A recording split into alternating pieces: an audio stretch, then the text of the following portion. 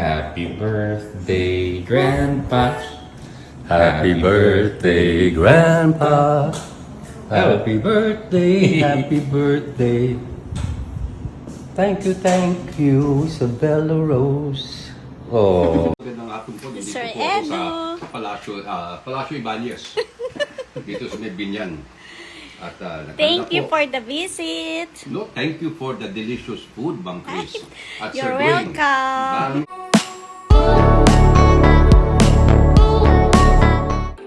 Jessie, Luis at Baby Peanut binisita si Lolo Edu sa kanyang kaarawan ngayong 68th birthday. Pero si Peanut ayaw sumama sa lolo. Panoorin ang cute meeting ng maglolo.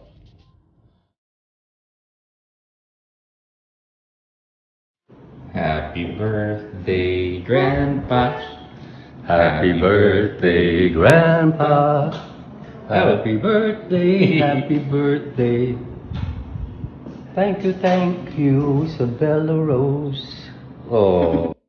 Masayang-masaya nga si Lolo Edu na binisita siya ng apo kay Luis sa kanyang bahay. Medyo clingy nga si Peanut sa mami kaya ayaw sumama sa mga hindi kakilala at only mami lang daw ang gustong magbuhat sa kanya.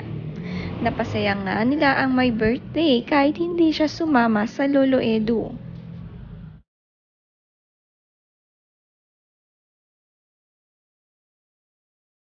Daldala na naman nga ang mag-ama habang kinekwentuhan ni Luis ng story time si Peanut.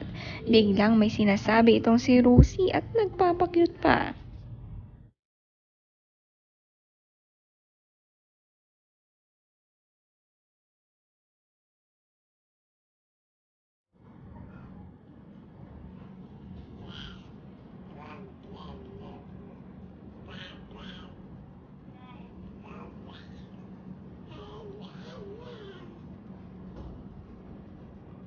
And then,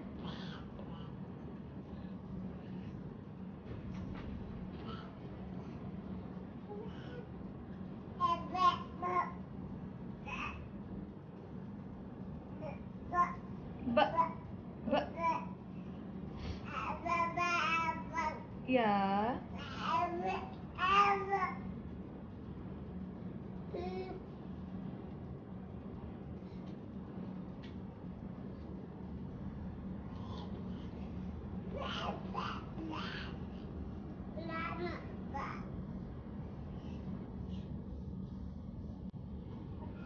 Makikita kay Rosie na pinipilit ang nga niyang magsalita.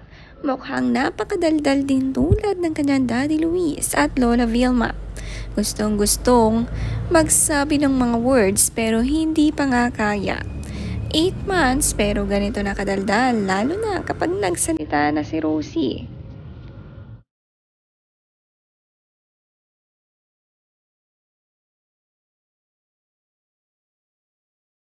Sabi ni Jessie, every day I'm grateful for the both of you. Thank you for the gift of family, Lord. My heart is happy. Sagot ni Luis, and we are too for you.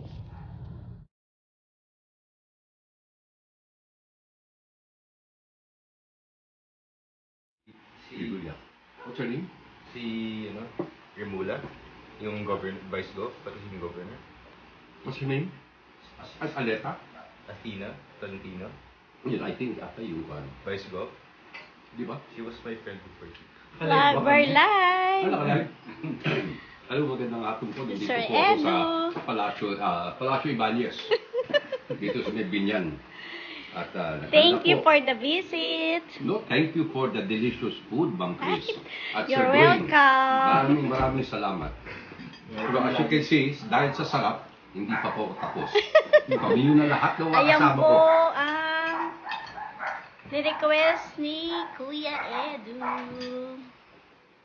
At hinaluan mo pa ng lechong kawali at bangus. Salamat. You're welcome.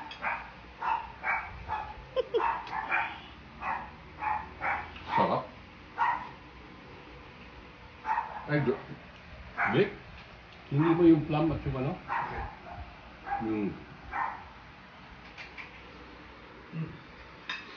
Nakakaya na ba ako?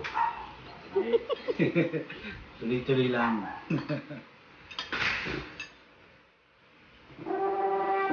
kasi ano yun, Paano siya more stop? sa akin. Yun ang ginagawa eh. Ako, mahina. Mahilig nga kumain itong si Edu Manzano, umorder pa sa kaibigan ng ginisang munggo. At may kasama pang bangus at lechon kawali kaya naman napasarap ang kain. Food trip nga lagi ang gusto ni Edu. Lutong Pinoy lagi ang hanap. Bunisita nga siya ng kanyang kaibigan at nagpapasalamat sa napakasarap na luto. Ito nga ang request niyang ulam.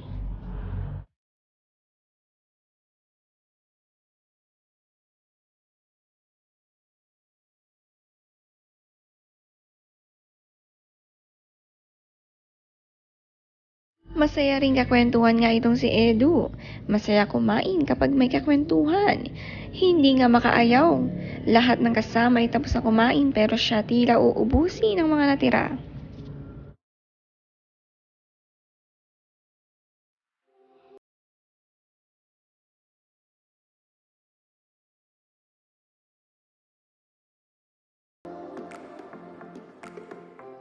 I was just telling Dr. Kada kanina that it may have started as a gift for Father's Day.